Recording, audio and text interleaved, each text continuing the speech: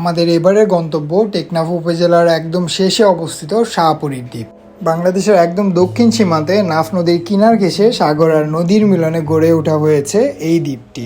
তো আপনি যদি কক্সবাজারে নতুন কিছু এক্সপ্লোর করতে চান, যদি এই দ্বীপটি না দেখে থাকেন, তাহলে কিন্তু আজকের এই ভিডিওটি আপনার জন্য। এটা কি বাটা মাছ?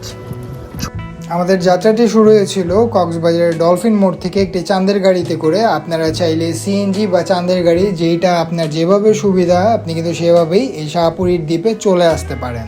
প্রায় 8 কিলোমিটার দৈর্ঘ্য এই শাহপুরীর দ্বীপের প্রধান আকর্ষণই হচ্ছে এর শান্ত পরিবেশ। আর সবচাইতে বেশি জোস যে ব্যাপারটা, এটা হচ্ছে মেরিন ড্রাইভ রোডের যে জার্নিটা, মানে আপনি যে শাহপুরীর উদ্দেশ্যে যাবেন, যে জার্নিটা আছে মেরিন ড্রাইভ রোডের, এইটা দেখতে দেখতে যাওয়া, এটাই কিন্তু সবচাইতে বেশি আকর্ষণীয় একটা ব্যাপার আমার কাছে লাগছে আর কি। আর শাহপুরী দ্বীপের যে ঠান্ডা বাতাস, পুরা নিরিবিলি একটা পরিবেশ, এটাও বেশ উপভোগ্য। লোকমুখে যেটা জানা গেল, এখানকার মানুষের প্রধান পেশাই হচ্ছে মাছ ধরা আর লবণ চাষ করা। শাহপুরী দ্বীপে যাওয়ার পথে মানে মেরিন ড্রাইভ রোডে কিন্তু আমরা বেশ এনজয় করছি, খুব মজা করছি আমরা। যেখানে আমাদের নামার ইচ্ছে হয়েছে আমরা নামছি আর অনেক ফান করছি।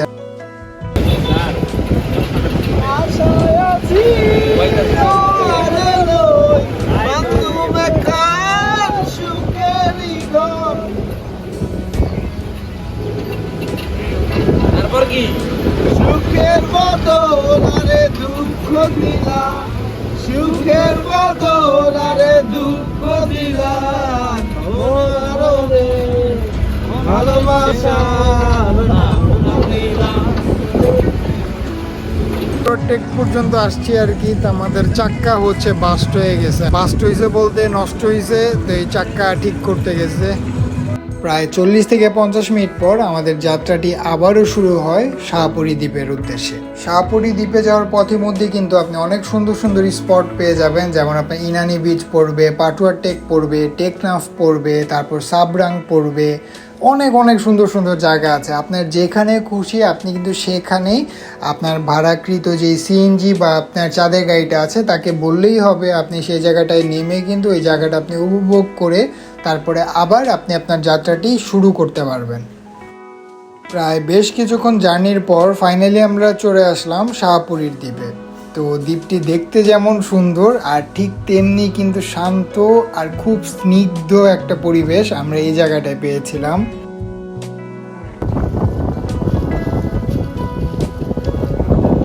এখানে একটা জেডি আছে, যেটার উপর উঠতে হলে আপনাকে 20 টাকার মতন একটা চার্জ দিতে হয়।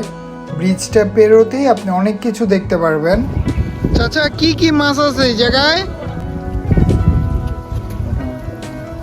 কাঁকড়া, ছোট বাটা, ওই যে আরেকটাও বাটা আছে ওই যে।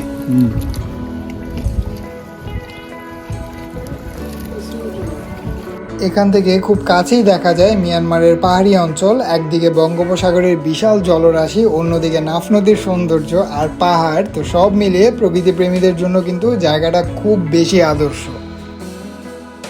আমরা ফেরার পথে সূর্যাস্ত উপভোগ করার সুযোগ পাই। তো ট্রাস্ট মি, এটা যে আমাদের কি ভালো লাগছিল, আমাদের সবার একটা মেমোরি হয়ে থাকবে। জাস্ট এই মোমেন্টটা খুব বেশি জোশ ছিল।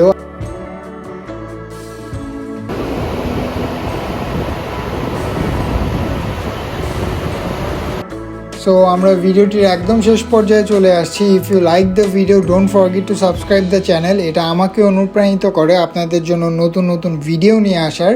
তো আজকের মতন এতটুকুই। দেখা হচ্ছে নেক্সট কোনো আরেকটি ব্লগে, নতুন একটি প্লেসে। টিল দেন সবাই ভালো থাকবেন এবং সুস্থ থাকবেন। আসসালামু আলাইকুম।